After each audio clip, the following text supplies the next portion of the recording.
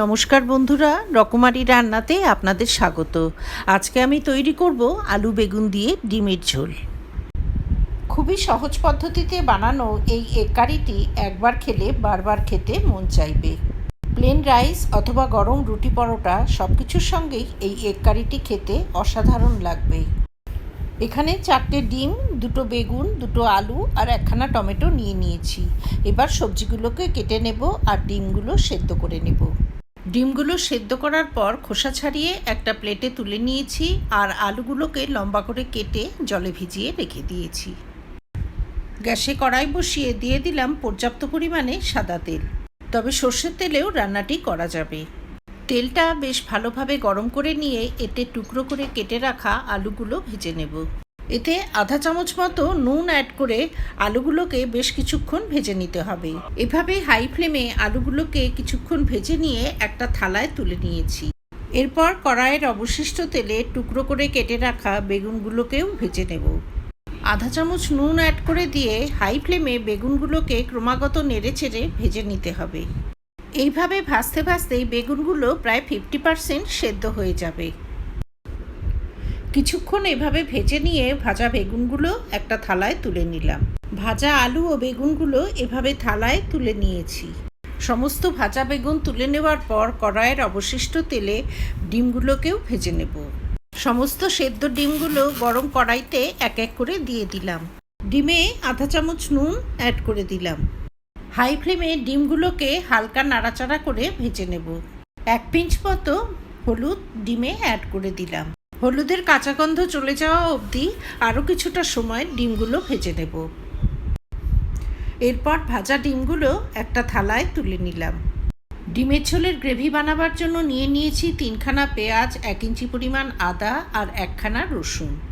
রসুন ও পেঁয়াজ মিক্সি জারে দিয়ে 1 ইঞ্চি পরিমাণ আদা ও 4টে শুকনো লঙ্কা অ্যাড করে মিক্সির ঢাকনা বন্ধ করে এর একটা পেস্ট বানিয়ে নেব। ডিমগুলো তুলে নেওয়ার পর কড়াইতে আরও খানিকটা তেল অ্যাড করে দিলাম। এখানে একটা প্লেটে নিয়েছি আধা চামচ সাদা জিরে, 2টো সাদা এলাচ, 3টে লবঙ্গ, 2টো তেজপাতা, 2টো জয়িত্রী আর 2খানা দারচিনি স্টিক। কয়েক সেকেন্ড ফোড়নটা ভেজে নিয়ে এতে মিক্সিতে বানিয়ে রাখা আদা, রসুন, পেঁয়াজ, শুকনো লঙ্কার পেস্টটা অ্যাড করে দিলাম। মিডিয়াম হিটে মশলাটা বেশ কিছুটা সময় ধরে কষিয়ে নেব। পেঁয়াজ রসুনের কাঁচা গন্ধ চলে যাওয়া অবধি বেশ কিছুটা সময় কষিয়ে নিয়ে এতে অ্যাড করে দিলাম আধা চামচ জিরে গুঁড়ো, আধা চামচ কাশ্মীরি লঙ্কা গুঁড়ো ও আধা চামচ হলুদ গুঁড়ো। এরপর অ্যাড করে দিলাম আধা চামচ ধনে গুঁড়ো। ধনে গুঁড়োটা অ্যাড করার পর মশলাগুলো যাতে পুড়ে না যায় তার জন্য মিক্সি ধোয়া খানিকটা জল অ্যাড করে দিলাম। গ্যাসের ফ্লেম হাই করে দিয়ে মশলাটা কিছুক্ষণ কষিয়ে নেব, যতক্ষণ না এর থেকে জলটা শুকিয়ে তেলটা ভেসে ওঠে। এবারে ঢাকা দিয়ে মশলাটা কিছুক্ষণ কষিয়ে নেব। ঢাকা দিয়ে কিছুক্ষণ কষিয়ে নেবার পর এর ঢাকনাটা খুলে নিয়েছি। এবারে অ্যাড করে দেব 1খানা গ্রেট করা বড় সাইজের টমেটো। এখানে টমেটো কুচি করে কেটে কিংবা মিক্সিতে বেটেও অ্যাড করা যেতে পারে। টমেটোটা ভালোভাবে সেদ্ধ হওয়ার জন্য ঢাকা দিয়ে দিলাম। মাঝে মাঝে ঢাকনা খুলে মশলাটাকে একটু নেড়েচেড়ে দেব যাতে তলায় না ধরে যায়। তবে এটা এখনও আরও কিছুক্ষণ কষিয়ে নিতে হবে, সেজন্য ঢাকা দিয়ে দিলাম। ঢাকা দিয়ে কিছুক্ষণ কষিয়ে নেবার পর মশলা থেকে বেশ খানিকটা তেল সেপারেট হয়ে গেছে। ভেজে রাখা আলুগুলো এই সময়ই অ্যাড করে দিতে হবে। ভাজা আলুগুলো স্লো হিটে বেশ কিছুক্ষণ ঢাকা দিয়ে কষিয়ে নেব। এইভাবে সময় নিয়ে কষাতে কষাতেই আলুটা প্রায় 80% সেদ্ধ হয়ে গেছে। এবারে গ্রেভির জন্য গরম জল অ্যাড করে দেব।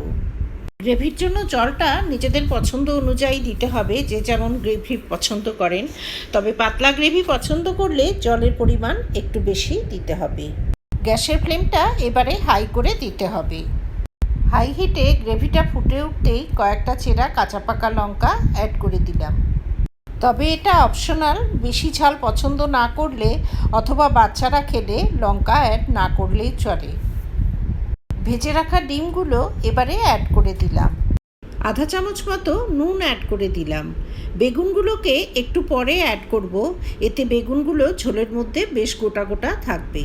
তেজপাতাটা তুলে ফেলে দিলাম। গ্রেভিতে এর ফ্লেভার চলে এসছে, এখন আর এটার কোনো প্রয়োজন নেই। আমি গ্রেভির জন্য জলটা প্রথম দিকে একটু বেশি অ্যাড করেছি, কেননা ঠান্ডা হবার পর আলু ও বেগুন ঝোল অনেকখানি টেনে নেবে। আধা চামচেরও কম গরম মশলা পাউডার অ্যাড করে দিলাম। গরম মশলা পাউডারটা ভালোভাবে মিশিয়ে দিয়ে 5 মিনিটের জন্য ঢাকা দিয়ে একটু ফুটিয়ে নেব। সবশেষে বেশ খানিকটা ফ্রেশ ধনেপাতা কুচি অ্যাড করে দিলাম। তৈরি হয়ে গেল আলু বেগুন দিয়ে অতি সুস্বাদু ডিমের কারি। আমার এই রেসিপি যদি ভালো লাগে তবে ভিডিওটিতে লাইক করবেন, শেয়ার করবেন। ভবিষ্যতে আরও রেসিপির জন্য আমার চ্যানেলটি সাবস্ক্রাইব করার অনুরোধ রইল।